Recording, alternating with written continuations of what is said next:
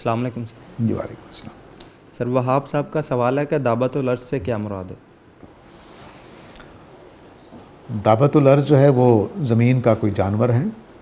دابا ہر اس جانور کو کہہ سکتے ہیں جو چلتا پھرتا ہو، یہ پودوں سے مختلف کرتا ہے اس کو، تو چھوٹا ہو بڑا ہو، سائز کا بھی کوئی فرق نہیں ہے۔ چونٹی بھی دابا ہے، اونٹ بھی دابا ہے، میں آپ بھی دابا ہے۔ تو اپنے لفظی اعتبار سے تو یہ مسئلہ ہے۔ البتہ روایات میں آخرت کی نشانی ہمیں یہ بتایا گیا ہے کہ ایک بہت بڑا جانور زمین میں سے نمودار ہوگا۔ اس کے معنی یہ ہیں کہ کسی جانور کی اولاد نہیں ہوگا، وہ اچانک زمین میں سے پھوٹ پڑے گا، اس لیے اس کو دعوت الارض کہا گیا۔ ورنہ ہم سارے ہی دعوت الارض ہیں، لیکن اس کا مطلب ہے کہ وہ زمین میں سے پھوٹ پڑے گا، کسی ماں کے گھر پیدا نہیں ہوگا۔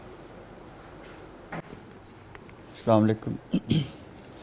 یہ نظریہ ارتقاء کے ضمن میں آپ نے پچھلی ایک نشست میں ذکر کیا کہ آپ کی رائے اس میں جاوید صاحب سے بھی مختلف ہے اور مولانا اصلاحی سے بھی مختلف ہے۔ تو یہ جو جاوید صاحب کی میں نے گفتگو سنی بعد میں، تو یہ جو بندر سے انسان بننے کا ارتقاء، اس کے تو شاید جاوید صاحب بھی قائل نہیں ہیں۔ وہ مٹی سے جو جہاں تک انسان پہنچا ہے اس میں کچھ ارتقاء کو وہ مانتے ہیں، اور قرآن میں اس کے شاید ذکر بھی ہے کوئی مختلف طرح کی مٹی سے جو انسان کو بنایا گیا۔ تو یہ مطلب اس میں بھی آپ فرق کرتے ہیں؟ جی بالکل ایسا ہی ہے۔ مٹی کا تو جو اللہ تعالیٰ نے بتائی ہے وہ کبھی اندر کی حالت کبھی باہر کی حالت بتائی ہے۔ میں اس میں اختلاف کرتا ہوں کہ حضرت آدم ان کا نظریہ ارتقاء یہ ہے استاد گرامی کا کہ پہلے اللہ تعالیٰ نے مٹی سے انسان پیدا کیے، لیکن وہ انسان نہیں تھے، حیوانی تھے۔ یعنی ان کا جو کہہ لیجیے کہ انسان کے پاس عقل ہے، فطرت ہے، وہ نہیں تھی، جانوروں جیسے تھے۔ لیکن یہ مٹی سے براہ راست پیدا ہو رہے تھے، ہزاروں سینکڑوں پیدا ہو گئے۔ پھر ان کے اندر اللہ نے اولاد پیدا کرنے کی صلاحیت رکھ دی۔ یہ دوسری سٹیج پہ بننے والے انسان ہیں۔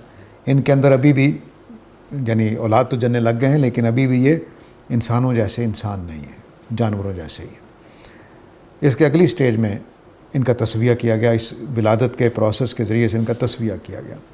نتیجہ یہ نکلا کہ ان کے اندر عقل و شعور پھر اللہ تعالیٰ نے رکھ دیا تصفیہ کرنے کے بعد، اور اب ان تصفیہ شدہ لوگوں میں سے دو چن لیے، ایک آدم اور ایک حوا۔ میں اس سارے پروسیس کو قرآن کے خلاف سمجھتا ہوں۔ بس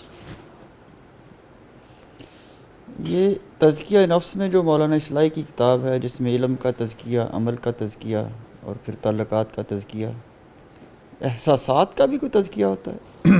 بڑا اچھی بات کہی آپ نے۔ احساسات اگر غلو کا شکار ہو جائیں، مثلا چھوٹی سی بات پہ مجھے اتنا غصہ آ گیا کہ میں نے جان لینے کا فیصلہ کر لیا، تو اس کا مطلب کہ احساسات کا تزکیہ نہیں ہوا۔ لیکن اس کتاب میں یہ چیپٹر نہیں ہے۔ جی وہ انہوں نے ظاہر ہے کہ انسان جتنا احاطہ کر سکتا ہے کر لیتا ہے، یہ اب آپ لکھیں گے تو اس میں اضافہ کر دیجیے۔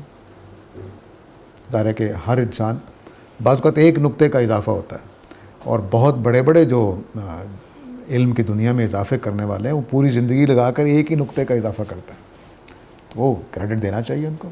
تو آپ کو یہ کریڈٹ جاتا ہے کہ آپ نے احساسات کے تزکیے کا تصور دیا ہے، تو اس میں اچھا کوئی آرٹیکل لکھ دیں۔ جزاک اللہ۔ مولانا وحید الدین خان کا یہ جو تصور ہے، جس کو اگر بہت مختصر دیکھا جائے، وہ جو ایک حدیبیہ پرنسپل وہ بیان کرتے ہیں، سیرت سے وہ اس کو اخذ کرتے ہیں، لیکن ہمارے ہاں تو رسول اور اس کے ضمن میں اتمام حجت کا جو قانون ہے، وہ ایک مختلف تصویر نظر آتی ہے ان سارے واقعات کی۔ تو اس طرح کی جو ایکسٹریکشن ہے سیرت سے یا قرآن سے، مطلب تو کیا یہ ٹھیک لگتی ہے بات؟ مجھے تو یہ اسی طرح کی بات لگتی ہے جیسے کچھ لوگوں نے پیغمبر کو انقلاب کا ایک داعی سمجھ لیا، تو کچھ لوگوں نے اس کو دعوت کا ایک داعی سمجھ لیا۔ تو کیا ایک ہی طرح کا یہ مسئلہ نہیں ہے؟ مولانا وحید الدین خان کے اسلوب تحقیق کو یعنی میتھڈس کو اگر آپ سمجھیں تو وہ واقعات سے اخذ اصول کا طریقہ ہے۔ واقعات سے اخذ اصول یعنی واقعہ پڑھیں گے، اس سے کوئی اصول اخذ کریں گے۔ وہ ایک ہو سکتا ہے، دو ہو سکتے ہیں، تین ہو سکتے ہیں۔ ان کی پورا لٹریچر اسی اصول پر چلتا ہے کہ واقعہ لیں گے، خواہ وہ پیغمبر کا واقعہ تو بڑی اہم بات ہے، سڑک پہ ہونے والا حادثہ اس کو لیں گے، اس سے ایک اصول نکالیں گے۔ تو ان کا طریقہ کار یہی ہے۔ یہ طریقہ کار دین کے سمجھنے میں درست نہیں ہے، کیونکہ اصولوں کی روشنی میں واقعات کو سمجھنا چاہیے، نہ کہ واقعات سے اصول بنائیں۔ تو مثلا صلح حدیبیہ سے ایک اصول انہوں نے نکالا کہ دب کر صلح کر لینی چاہیے، اس میں کوئی مسئلہ نہیں ہے، لیکن دوسرا اصول بھی نکل سکتا ہے کہ آپ خواب کے اوپر عمل نہ کیا کریں، نکال لو، کیونکہ آپ تو خواب کے بعد عمرہ کرنے گئے تھے، تو یہ واقعہ سے نتیجہ نہیں نکالتے، جو چیز سامنے ہے اس کو، اب ہمارا جو نقطہ نظر ہے ہمارے مکتب فکر کا، اس کے مطابق وہ اللہ کے ایک مشن کا ایک حصہ ہے، اللہ تعالیٰ اسے فتح مبین کہا ہے، اللہ تعالیٰ اپنے مستقبل کے علم کی بنیاد پر وہ فیصلہ کروا رہے ہیں، اس میں اصول کیسے نکالیں گے؟ دنیا میں کئی کارنامے ایسے ہوئے ہیں کہ جس میں کبھی دب کے کیا ہے تو دب ہی گئے ہیں، اور کبھی اکڑ کر فیصلہ کیا تو کامیاب ہو گئے، دنیا کی تاریخ میں بے شمار واقعہ سنائے جا سکتے ہیں، تو یہ کوئی اصول نکالنے کا طریقہ نہیں ہے۔ بالکل مختلف بات لکھی ہے مولانا اصلاحی نے سورہ فتح کی ابتدائی آیات ہیں، وہ تو کہہ رہے ہیں کہ کفار نے دب کر وہ صلح کی۔ جی بالکل ایسے ان کا نتیجہ فکر یہی ہے، ایسے ہی، کیونکہ وہ تو یعنی ایک ایسے گروہ کو جس کو ماننے کو تیار نہیں ہے کہ یہ کوئی اس قابل بھی ہے کہ ہم ان کے ساتھ معاہدہ کریں، اس میں معاہدہ کرنے کو تیار ہو گئے ہیں، فوجی طاقت کے طور پر مان رہے ہیں، اور یہ مان رہے ہیں کہ ہماری اور آپ کے درمیان 10 سال جنگ بندی ہونی چاہیے، معاملات تاکہ درست ہو جائیں، تو یہ تو پوری طاقت کے طور پر تسلیم کرنا ہے۔ وہ ہمیں چونکہ دو نقطے ایسے ہیں جس میں لگتا ہے کہ دب گئے ہیں کہ بھئی مسلمان واپس نہیں جا سکتا مکہ اگر کوئی چھوڑ کر آ جائے ولی کی اجازت کے بغیر وغیرہ وغیرہ، تو وہ ایسا نہیں ہے، سارا یعنی ایک پوری طاقت کے طور پر قریش مکہ تسلیم کر رہے ہیں، اور نبی کریم صلی اللہ علیہ وسلم کو اس علاقے کا حکمران مان کر مجبوراً معاہدہ کرنے پہ آئے ہیں، اور اپنی عزت اور ساکھ کو بچانے کے لیے معاہدے کی شکل اختیار کی ہے۔ وہ اس قابل بھی نہیں تھے کہ مسلمانوں کے خلاف تلوار اٹھا لیتے، یعنی اس قابل بھی نہیں تھے، تو اس لیے واضح طور پر وہ نبی کریم صلی اللہ علیہ وسلم کی فتح مبین ہے، اس میں کوئی شبہ نہیں۔ اس قابل کیسے نہیں تھے وہ؟ حالانکہ ان کے پاس تو مسلمانوں کے پاس تو کوئی تلواریں بھی کوئی نہیں تھی، ایک تلواریں تھی سب کے پاس، وہ چاہتے تو اس وقت اٹیک کر کے تو کیوں نہیں چاہا؟ دو وجہ ہیں بس، ایک یہ کہ جو حج اور عمرہ کرنے والے کے لیے وہ تلوار اٹھا ہی نہیں سکتے تھے، دوسرا یہ ہے کہ ان کو پتہ تھا کہ خدا کے ساتھ معاملہ یہ آسان نہیں ہوگا، یعنی کتنے ہی قافلے انہوں نے لوٹے ہوں گے حرام مہینوں میں بھی، اس قافلے کو نہیں لوٹ سکے۔ جان نتائج نکلے تو ان سے ڈر رہے ہیں۔ جی سر دین ہمیں سچ بولنے کا حکم دیتا ہے، اور ایک عرصے سے یہ چیز شعور کی عمر میں پہنچنے کے بعد شعوری طور پہ ایکسیپٹ کی ہے، لیکن ان دنوں ایک معاملہ درپیش ہے کہ میں کمپٹیٹیو ایگزامز کی تیاری کر رہا ہوں، تو اکثر ہی یہ معاملہ سامنے آتا ہے کہ تاریخی آپ نوعیت کا کوئی ایگزام دے رہے ہیں، پاکستان افیئرز ہیں، اس میں کوئی تاریخی معاملہ ہے، تو ایک جگہ آپ کو سچ اور حقیقت نظر آتی ہے اور ایک طرف اسٹیٹ نیریٹو کھڑا ہوتا ہے، اور آپ کو اسٹیٹ نیریٹو کو بیان کرنا پڑتا ہے، تو وہاں یہ درپیش مسئلہ آتا ہے کہ ایک طرح کا جھوٹ ہے جسے آپ کو وہاں لکھنا ہے اور اس کو اسی طرح بیان کرنا ہے، اور زیادہ تکلیف دہ معاملہ عموماً اسلامیات کے پیپر میں ہوتا ہے، جس میں ایک وہ سوال اس طرح کے ہوتے ہیں سامنے آتے ہیں جس کا آپ کو اندازہ ہوتا ہے کہ یار اس کا تو مذہب سے کوئی تعلق نہیں ہے، دین تو یہ بات ہی نہیں کہہ رہا، لیکن آپ کو وہاں پہ وہ بات بیان کرنی پڑتی ہے جو انہوں نے ایک نوعیت کی پوچھ رکھی ہے، تو وہ اس معاملے میں کیا روش اختیار کرنی چاہیے ایک طالب علم کو؟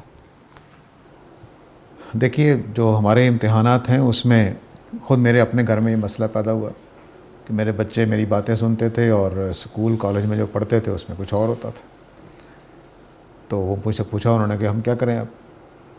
تو میں نے کہا بھی وہ امتحان دینا ہے، امتحان میں پاس ہونے کے لیے وہی لکھتے ہیں جو ٹیکسٹ بک میں لکھا ہوتا ہے، تو آپ نے وہی جواب دینا جو وہاں پوچھا گیا ہے، یہ کوئی پبلک میں آپ تقریر تھوڑی کر رہے ہیں، کہیں پر گواہی تھوڑی دے رہے ہیں دین کی، جب پبلک میں آپ سے سوال پوچھا جائے گا، جب آپ درس دینے بیٹھے ہیں یا دین بیان کرنے بیٹھے ہیں، تو پھر آپ کو سچ بولنا ہے۔ امتحان میں تو ٹیکسٹ بک کی وجہ سے امتحان ہوتا ہے، جیسے فزکس کا طالب علم اسے پوچھا جائے ویلوسٹی کیا ہوتی ہے اور وہ اپنے خیال سے جو ویلوسٹی ہوتی ہے وہ لکھا ہے تو فیل ہو جائے گا، اس طرح کی چیز۔ تو یہاں فیل ہونے سے بچنے کے لیے امتحان، تو جو آپ کی کتابوں میں ٹیکسٹ بکس میں جو ٹیچرز نے پڑھایا وہی لکھیں گے، اس میں نہ اسٹیٹ کا لکھیں نہ اپنا لکھیں جو آپ کے خیال میں حقیقت ہے، جو آپ کی ٹیکسٹ بک میں ہے یا آپ کے لیکچرز میں ٹیچر نے پڑھایا تھا لکھا ہے بس. وہ تو اس نے امتحان ہی اس بات کا ہے کہ آپ نے ٹیچر کی بات سنی ہے کہ نہیں سنی ہے, سمجھی ہے کہ نہیں سمجھی ہے. تو بس مجھ سے ایوولوشن کا پوچھا جائے, ایوولوشن کا نظریہ کیا, میں لکھا ہوں, حالانکہ میں نہیں مانتا, لیکن امتحان میں اس سے پوچھا مجھ سے کہ ایوولوشن کا نظریہ کیا ہے. ہاں وہ کہے کہ اسلام اور, تو میں پھر تینوں چاروں آرا لکھا ہوں کہ ایک رائے کے مطابق قرآن میں ایوولوشن ہے, دوسری کے مطابق قرآن میں نہیں ہے, تیسری کے مطابق بالکل ہی نہیں ہے, آدھی ہے, یہ چوتھا حصہ ہے. تو وہ آپ نے جواب, امتحان کا کیس ہی دوسرا, وہ حق گوئی کا میدان نہیں ہوتا اس میں, تو جو آپ کا امتحان ہے وہ آپ کی کتاب سے.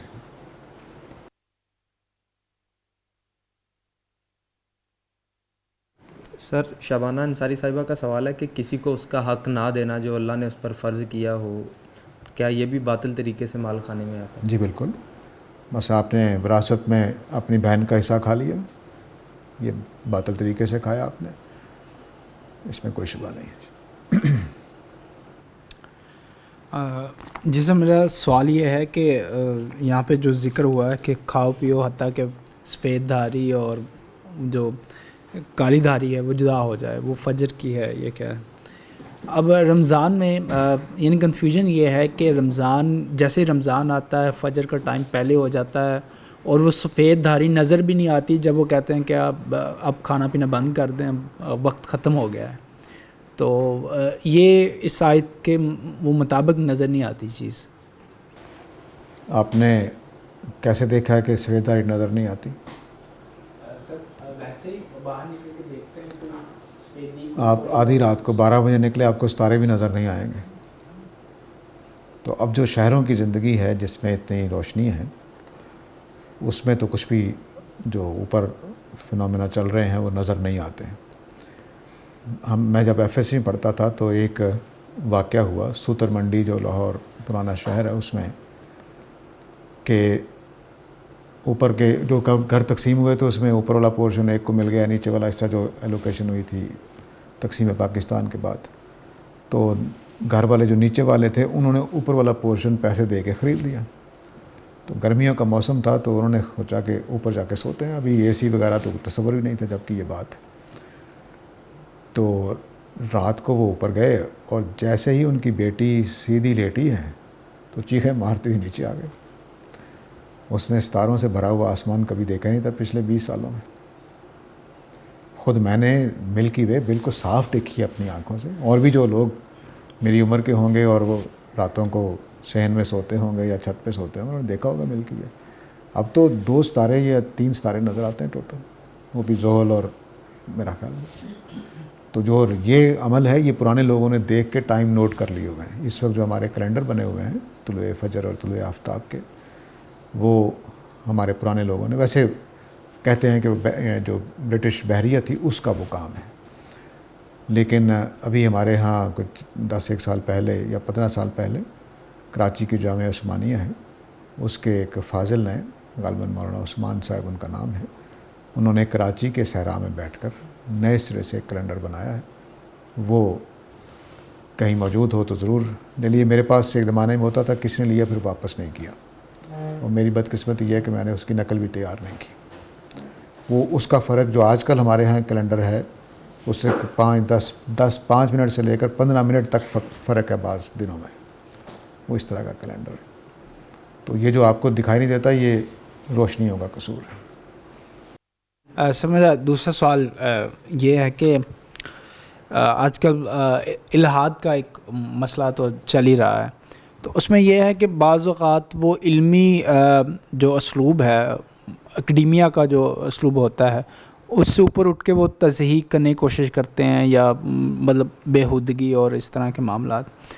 کیا اس کے جواب میں یا ہم بھی اس طرح کر سکتے ہیں, یعنی کہ جس طرح وہ مذاق کا نشانہ بناتے ہیں کہ یہ کیا بات ہوئی, یہ کیا استدلال ہے, اور اس طرح کی باتیں.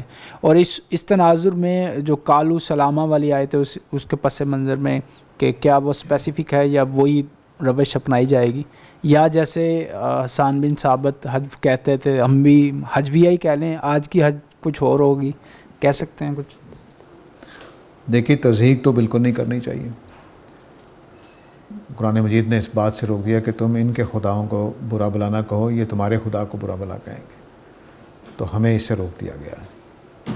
تو ایک اچھے مسلمان کو کسی کی تصدیق کے جواب میں اس کی تصدیق نہیں کرنی، کیونکہ ہم اگر اس کی تصدیق نہیں کریں گے تو آہستہ آہستہ اس کو اچھے انسانوں اور برے انسانوں میں، اہل ایمان اور غیر اہل ایمان میں فرق نمایاں ہو جائے گا۔ اگر اہل ایمان میں اور غیر اہل ایمان میں کوئی فرق نہیں ہے تو پھر جنگ ہاری گئی بس۔ ہمیں یہ فرق واضح کرنا ہے کہ ہم مذہب کی وجہ سے کتنے اچھے لوگ ہیں، اور میں آپ کو یقین دلاؤں کہ اس وقت پوری دنیا میں الحاد کا سبب یا مولوی ہیں یا پادری ہیں، یہ یاد رکھیے، کیونکہ ہمارا کردار، ہماری سیرت، ہمارے جو ٹریڈیشنل دین ہے ہمارا، وہ اس قابل ہی نہیں ہے کہ کسی کو سمجھ میں آ سکے۔ 14 صدیوں میں جو ہم نے انسانی افکار نے سوچا وہ نبی صلی اللہ علیہ وسلم کے اور اسلام کے کھاتے میں ڈال دیا گیا، تو اس لیے ہمیں بہت نفاست کے ساتھ ہر چیز کا جواب دینا ہے، بغیر گندگی اختیار کیے، بغیر تصحیح کیے، بغیر کسی کا مذاق اڑائے۔ ہاں، علمی غلطیاں واضح کرتے چلے جائیں، تضادات واضح کرتے چلے جائیں، وہ سادہ طریقے سے بیان کرتے چلے جائیں، تو یہ اچھا طریقہ نہیں ہوتا۔ ابھی ہمارے 2 بزرگوں کے درمیان گفتگو ایک چل رہی ہے، وہ دیکھیے کہ کہاں تک پہنچ گئی ہے، وہ اچھا نہیں لگتا۔ جاوید صاحب نے ایک تقریر کی پچھلے دنوں، تو نہیں، کچھ پرانی بات ہے، میں نے سنی، وہ غلام اسحاق خان انسٹیٹیوٹ ہے، اس کے طلباء سے ایک آن لائن خطاب کیا انہوں نے، تو اس میں انہوں نے بنیادی جو نقطہ، جو موضوع تھا، وہ زندگی میں اعلیٰ مقاصد کے لیے جد و جہد، یہ ان کا مرکزی نقطہ تھا۔ اخیر میں انہوں نے غالب کا وہ بڑا خوبصورت شعر بھی پڑھا کہ اگشت ایم ہر سرے خارے بخون دل، قانون باغبانی صحرا نوشتہ ایم، کہ باغبانی کا قانون ایسے ہی نہیں لکھا جاتا، کچھ لوگ اپنے خون دل سے کانٹوں کی آبیاری کرتے ہیں، پھر کہیں جا کر باغبانی کا قانون لکھا جاتا ہے۔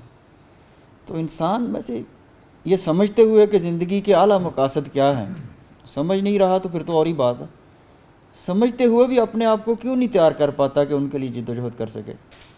2 وجہ، صرف 2 وجہ ہیں۔ ایک جس کو علامہ اقبال تن آسانی بولتے ہیں کہ اٹھنا پڑے گا، کرنا پڑے گا، جد و جہد ہے۔ دوسری اس کی قیمت، اور کوئی وجہ نہیں۔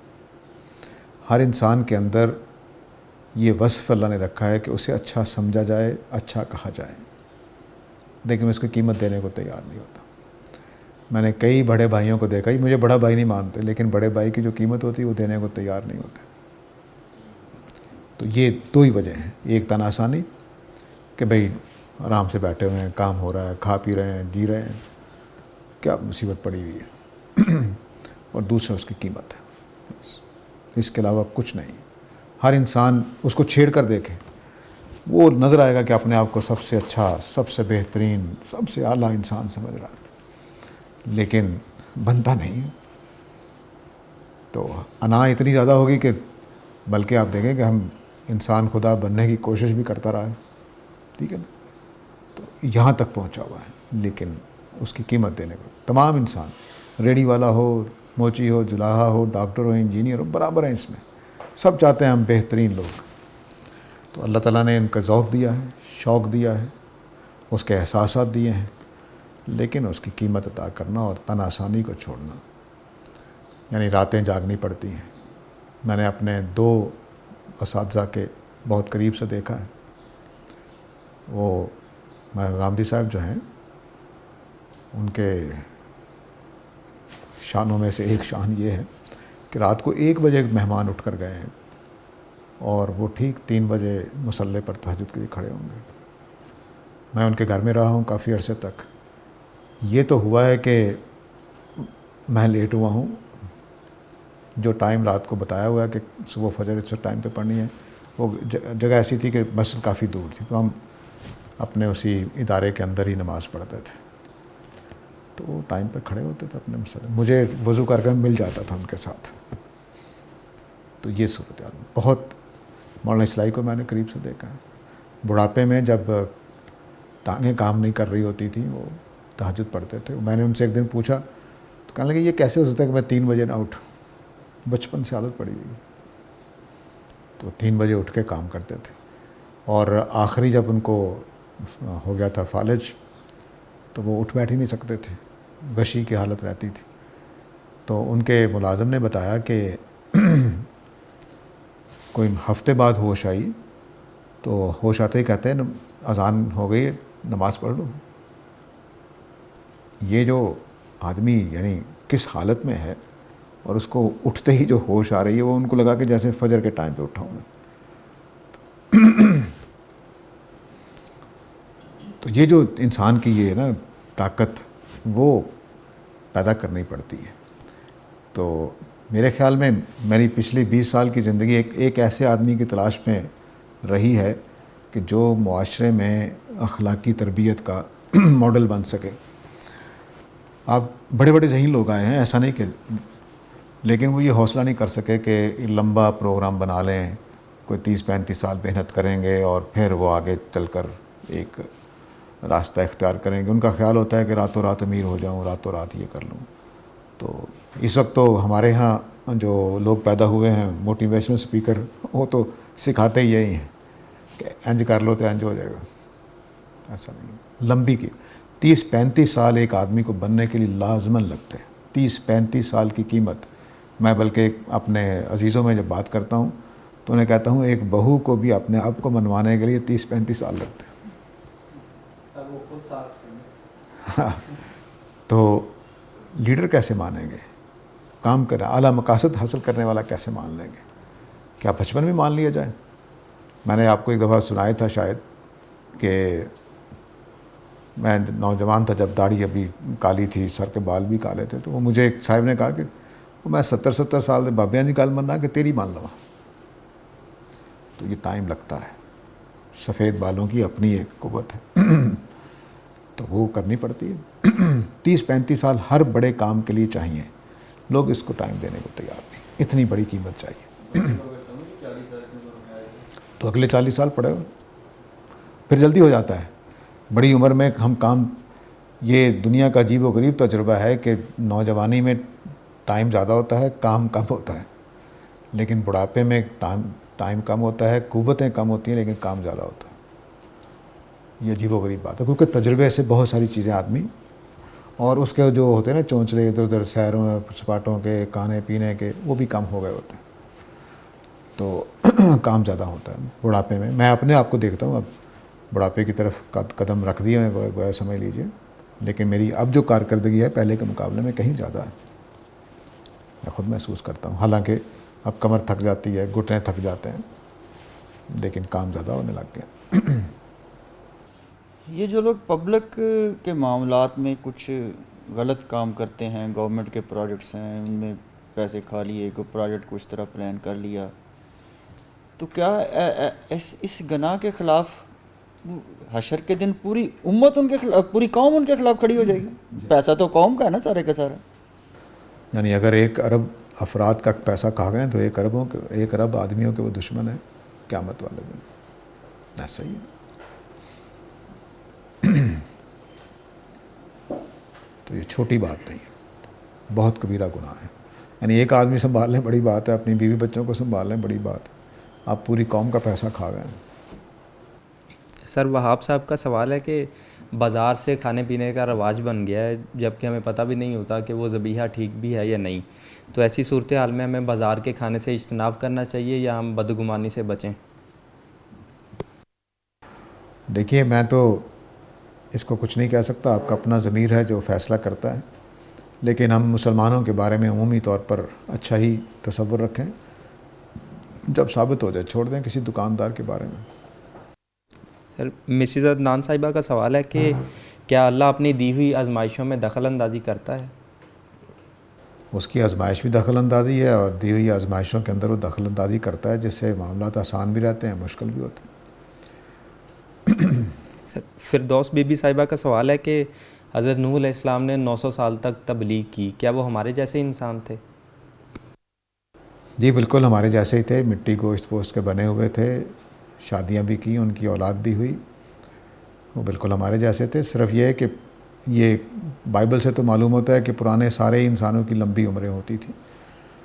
مثلا کسی کی 500 سال ہے، کسی کی 400 سال ہے، کسی کی 200 سال ہے، کسی کی 100 سال ہے. لیکن حضرت نوح کی تو اللہ تعالیٰ نے جو بتائی ہے کہ وہ 950 سال لوگوں کے بیچ میں رہے، تو اس لیے وہ معجزہ بھی ہو سکتا ہے، لیکن اس وقت کی لحاظ سے بڑی عمر بھی ہو سکتی ہے۔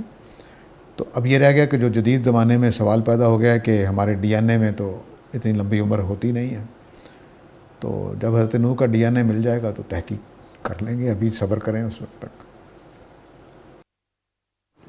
نیلوفر صاحبہ کا سوال ہے کہ قرآن میں آتا ہے کہ انسان اس کائنات سے باہر نہیں نکل سکتا، لیکن انسان تو چاند اور مارس تک چلا گیا ہے، تو اس کائنات کی حدود کیا ہے جس کے بارے میں اللہ بات کرتے ہیں؟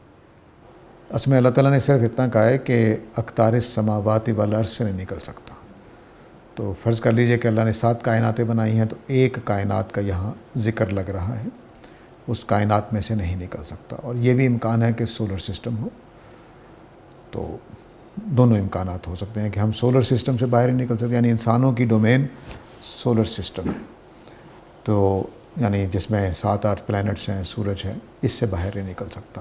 اور دوسرا یہ کہ اس پوری کائنات کے اندر سے باہر نہیں نکل سکتا۔ اور تیسرا یہ معنی ہو سکتے ہیں کہ 7 کی 7 کائناتیں مل کر اس میں سے نہیں نکل سکتا، کیونکہ اقطار السماوات والارض بولا گیا ہے، اس کا مطلب یہ نہیں ہے کہ میں مریخ پر نہیں جا سکتا یا نہیں، کائنات کے اندر ہی اندر ہے۔ کائنات کے اندر تو پتہ نہیں اللہ تعالیٰ نے کیا لمٹ رکھی ہے، البتہ ایک لمٹ وہ ہے کہ جس میں ہمیں لمبی عمر چاہیے، مثلا ایک سولر سسٹم سے نکلنے کے لیے ہمیں کتنے سال چاہیے پتہ ہی نہیں، تو اگر فرض کر لیجئے کہ 70 سال بھی لگتے ہیں تو اس کا مطلب ہے کہ 70 سال جو یہاں سے چلے گا، اگر اس کی 70 سال عمر ہے تو وہ پہنچتے پہنچتے فوت ہو چکا ہوگا ویسے۔ تو اس لیے کچھ پتہ نہیں ہے کہ اس کے معنی کیا ہے، لمٹ کیا ہے، ہمیں بتایا نہیں گیا۔ اقطار السماوات والارض سے جامع معنی لگتے ہیں کہ زمین و آسمان سے باہر نہیں نکل سکتے۔ سر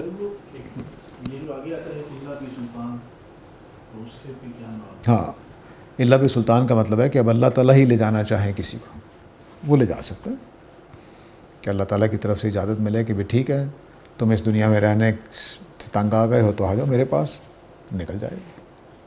تو وہ ایک اللہ کے حکم سے، اللہ کی اجازت سے۔ پرمٹ، سلطان کا مطلب پرمٹ بھی ہوتا ہے، قوت بھی ہوتا ہے، کچھ لوگوں نے قوت مانی کیا ہے، کچھ لوگوں نے پرمٹ مانی کیا ہے، لیکن زیادہ ہے کہ اللہ کی اجازت، صحیح معنی یہی ہے اس کے۔ سر یہ میرا اپنا ہی سوال ہے، آج ہم نے آیت پڑھی ہے کہ میاں بیوی کو اللہ نے فرمایا کہ ایک دوسرے کا یہ لباس ہیں، یعنی کہ تشبیہ دی گئی۔ آپ کی شادی ہو گئی ہوئی ہے؟ پھر سوال آپ کے لیے جائز نہیں ہے۔ سر مستقبل میں ضرورت پڑ سکتی ہے۔ سر یہ میاں بیوی کو ایک دوسرے کا لباس قرار دیا گیا ہے، کیا اس سے ہم یہ بھی استدلال کر سکتے ہیں کہ چونکہ لباس انسان وہی پہنتا ہے جو اس کے جسم کے مطابق ہو، یعنی کہ اگر انسان کو لباس پورا ہی نہیں آ رہا ہے، اس کے جسم کے مطابق نہیں ہے، تو وہ اس کے ساتھ وہ ایڈجسٹمنٹ نہیں ہو سکتی، تو کیا ہم یہ استدلال کر سکتے ہیں کہ ہمیں بیوی کا انتخاب یا کسی عورت کو شوہر کا انتخاب اسی اپنے لحاظ سے کرنا چاہیے؟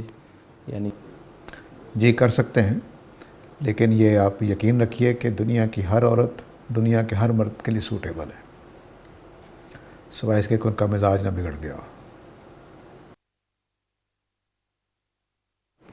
سر وفی اسرار صاحب کا سوال ہے کہ اگر کسی کی سیلری 100 روپے ہو اور وہ ساری اس کی ضروریات میں ختم ہو جاتی ہو، تو کیا اس پر پھر بھی زکوٰۃ دینا ضروری ہے؟ جہاں استاد اکرامی کے انڈرسٹینڈنگ کے مطابق اگر آپ نصاب کے مطابق تنخواہ آپ کی ہو گئی ہے تو آپ کو 10% اس میں سے زکوٰۃ دینی ہے، لیکن پہلے یہ بتائیے کہ نصاب کیا ہے، آپ نے کتنا نصاب مقرر کیا ہے۔ ہر تنخواہ پر 10% زکوٰۃ نہیں ہے، نصاب سے اوپر ہوگی تو پھر ہوگی، تو اس صورت میں پھر دیکھا جائے گا۔ آپ کی جو صورتحال لگ رہی ہے اس کا لگ یہی رہا ہے کہ وہ نصاب سے نیچے کی کوئی صورتحال۔ یہ مغرب میں جو بنیادی اخلاقیات ہیں وہ عام سطح پہ لوگوں میں بلند ہوئی ہیں، تو یہ کیا ہے عصری تعلیم میں انہوں نے کوئی جو تبدیلیاں کی ہیں اس کی وجہ سے ہوئی ہے، یا اس میں مذہب کا بھی کوئی کردار ہے؟ آدھی بات آپ کی آدھا جو آپ نے بات کہی ہے وہ ٹھیک ہے، آدھی بات مجھے درست نہیں لگتی۔ جو اخلاقیات انہوں نے قائم کی ہے وہ فطری ہے، اس کا تعلیم سے کوئی تعلق نہیں، البتہ ان کے ہاں جو آزادی ہے اس سے اس کا تعلق ہے۔ مجھے والدین کے خلاف بولنے کی آزادی نہیں ہے، مجھے اپنی ریاست کے خلاف بولنے کی آزادی نہیں، اس لیے میں پھر جھوٹ کے سہارے لیتا ہوں، ٹھیک ہے۔ اس وجہ سے مجھے سچ بولنے والا میں نہیں بنتا، پاکستانی کے طور پہ کہہ رہا ہوں، جبکہ وہاں اس طرح کی کوئی پابندی نہیں ہے۔ یعنی آپ صرف ایک لنگی باندھ کے سڑک پہ آ جائیں، آپ کو کوئی روکنے والا نہیں ہے۔ اس آزادی کی وجہ سے اب آپ سچ بولیں، جھوٹ بولیں، آپ آزاد ہیں۔ تو اب انسان کی فطرت پھر کچھ عمل کرتی ہے، جبلت اس کی عمل کرتی ہے۔ یہ حساب آپ کی بات کا ٹھیک تھا، اس میں تعلیم کا کوئی اثر نہیں ہے، بلکہ آزادی کا ایک نتیجہ ہے جو نکل آیا ہے۔ دوسرا حصہ آپ کی جو بات ہے اس میں غلط ہے، وہ یہ کہ وہاں کوئی اخلاق ہوتا ہے، نہیں ہوتا، وہاں قانون ہوتا ہے۔ اس لیے پاکستان میں اگر بجلی جائے تو سٹور خالی نہیں ہوتے ہیں، یورپ میں سٹور خالی ہو جاتا ہے، یہ فرق ہے۔ میرا اور آپ کا اخلاق خدا خوفی کی وجہ سے ہے، یہ تعلیم سے پیدا ہوتا ہے۔ اس میں جو ان میں جو بنیادی اخلاقیات کی نرشمنٹ ہوئی، اس میں آپ کا کیا خیال ہے کہ آزادی یا حریت ہو جانا یہ کافی ہے اس کے لیے؟ مجھے آپ والدین کا خوف ختم کر دیں، ہمسایوں کا خوف ختم کر دیں، تو مجھے کیا ضرورت پڑی ہے کہ میں جھوٹ بولوں؟ اس پہ جو ہمارے یہاں قبائلی معاشرتیں رہی ہیں اس میں جو بلند اخلاقیات تھی لوگوں میں، ہاں، ان چیزوں میں پھر انہوں نے موقع دیا ہوتا تھا، وہاں آزادی دی ہوتی تھی، کیونکہ وہاں جو وفاداری ہے وہ سچ پر کھڑی ہوتی، وہاں پریشر دوسرا ہوتا تھا کہ مثلا قبیلے کے ساتھ اگر بے وفا ہیں آپ تو جھوٹے ہیں آپ، تو قبیلے کے ساتھ وفاداری کا تقاضا ہے کہ آپ سچے ہوں، وہاں اس لیے سچائی ہوتی تھی۔ اور اگر دوسرا قبیلہ مثلا اس کا جرم ہو تو کیا سچ بولا جاتا تھا؟ اپنے قبیلے کا ساتھ دیا جاتا تھا۔ تو جہاں پابندی ہے وہاں جھوٹ ہو رہا ہوتا تھا، جہاں وہ آزادی ہے وہاں سچ ہو رہا ہوتا تھا۔ جہاں قبیلہ ساتھ ہے وہاں سچ ہے، جہاں قبیلہ ساتھ نہیں وہاں جھوٹ ہے۔ اس لیے تو قرآن کو کہنا پڑا کہ تعاونوا علی البر والتقوی ولا تعاونوا علی الاثم والعدوان، کہ قبیلے کا ساتھ نہیں دینا، بر کا ساتھ دینا ہے، نیکی کا ساتھ دینا ہے۔ یہ اتنا بڑا فرق تھا، میں کئی پاکستانیوں کو کہتا ہوں تو میری آنکھیں کھول کر دیکھنے لگ جاتے ہیں۔ میں نے کہتا ہوں فرض کر لیجئے کسی مسئلے میں انڈیا کا اقدام ٹھیک ہو آپ کی نظر میں، پاکستان کی غلطی ہو تو کس کا ساتھ دیں گے؟ جب آپ انڈیا کا فیصلہ کریں گے دیکھیے ہوتا کہ آپ کے ساتھ آپ غدار ہیں، آپ دشمن ہیں، تو کیا کریں گے آپ؟ قرآن کہہ رہا ہے کہ انڈیا کا ساتھ دینا اگر انڈیا درست ہے، پاکستان کو غلط کہنا ہے اگر پاکستان غلط ہے، اور ہندوستانیوں کو کہتے ہیں اللہ تعالیٰ پاکستان اگر صحیح ہے تو پاکستان کا ساتھ دینا اور ہندوستان کا ساتھ نہیں دینا۔ یہ وہ جگہ ہے جہاں قرآن کھڑا کرتا ہے۔ تو ویسٹ میں جو آزادی ہوئی، مجھے ماں کا ڈر نہیں، 16 سال کے بعد میں نے نکل جانا گھر سے، بس نہ ماں کا ڈر، نہ باپ کا ڈر، نہ قوم کا، نہ قبیلے کا، جو منہ میں آیا کہہ دیا، جیسا سوچا کر دیا۔ اس کے نتیجے میں کچھ جبلتیں قائم رہتی ہیں، کچھ فطرتیں قائم رہتی ہیں۔ آزادی ملنے سے کچھ جبلتیں حد سے بڑھ جاتی ہیں، وہ آپ دیکھ رہے ہیں، اور کچھ فطرتیں بھی حد سے بڑھ جاتی ہیں، وہ بھی آپ دیکھ رہے ہیں۔ نہیں، یہاں بھی لوگوں میں ان چیزوں کو فروغ دینے کے لیے حریت فکر دینا پڑے گا۔ جی، حریت فکر ہمیشہ ضروری ہے۔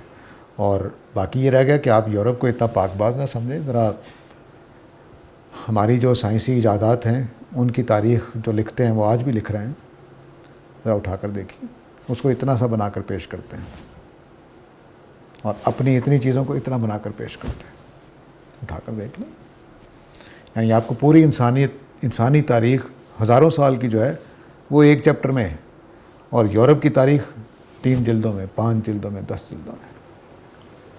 دنیا میں بڑے بڑے لوگ پیدا ہوئے ہیں، ہر ایک فیلڈ میں، فلسفی ہے، سائیکالوجی ہے، ہر فیلڈ میں بڑے بڑے لوگ پیدا ہوتے ہیں، اس میں بڑے بڑے ریسرچ انسٹیٹیوشنز بنے ہوتے ہیں۔ لیکن دنیا میں اس طرح کی کبھی کام ہوا ہے دنیا کی تاریخ میں کہ کوئی ایسا بھی ریسرچ انسٹیٹیوشن بنا ہو کہ انسان کی شخصی تعبیر کیسے ہوتی ہے، لوگ کیسے اچھے ہوتے ہیں، عمومی طور پر زیادہ تر لوگ معاشرے میں اچھے ہی ہوں، تو کیا اس طرح کا کام بھی ہوا ہے دنیا میں؟ جی، ہمارے ہاں جو خانقاہیں بنتی تھی اس میں یہی کام ہوتا تھا، لیکن بدقسمتی سے اب وہ وہاں بھی تقلید کا پہلو آگے آ رہا، اس طرح کے کام نہیں ہوتے. وہ ہمارا سینہ بسینہ علموں میں سے ایک علم تھا. اس کی کتابیں کم لکھی گئیں لیکن لوگ ماہر ہوتے تھے. ابھی بھی آپ بعض جگہوں پہ چلے جائیں تو ایسے ایسے ماہرین ملیں گے کہ آپ کو دیکھتے ہی بتا دیں گے کہ آپ کیا سوچتے ہیں، کیا کرتے ہیں، آپ کو کیسے ٹھیک ہونا ہے. مل جائیں گے. لیکن وہ سینہ بسینہ علم ہی ہے.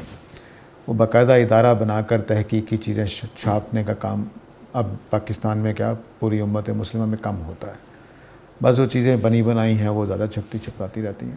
عربوں نے بڑا کام کیا ہے پچھلے 50 60 70 سالوں میں، لیکن وہ کمپائلیشن کا اور ایڈیٹنگ کا اور اس طرح کی چیزیں بہت کام کی. یہ سارا انہی کے کام کا نتیجہ ہے جو کتابیں یہاں پڑھی ہوئی ہیں. لیکن یہ ایڈیٹنگ ہوگی، کمپائلیشن ہوگی یا کچھ کمنٹریز ہوں گی، شرح ہوگی، اس طرح کی چیزیں. سر نیلوفر صاحبہ کا سوال ہے کہ انسان اگر زمین سے نکل کے دوسرے سیاروں پر چلا جاتا ہے تو قیامت کیا صرف زمین پر آئے گی یا ان سیاروں پر بھی آئے گی؟ جہاں انسان ہوں گے وہاں آئے گی. سر آپ نے جہالت کے بارے میں بتایا کہ اس کے معنی ہیں. ایک تو ہے نا کہ پتہ ہی نہیں ہے چلا کسی بھی بات کا. ایک رویہ یہ بھی ہوتا ہے انسان کا کہ وہ جاننا بھی نہیں چاہتا. اگر کوئی اس کو توجہ بھی دلانا چاہے تو وہ کہتا نہیں مجھے نہیں جاننی یہ چیز، میں جہاں ہوں بس وہی ٹھیک ہے. تو یہ جہالت کا لفظ اس میں دونوں چیزیں آتی ہیں یا یہ یوز ہی نیگیٹو کے لیے ہوتا ہے؟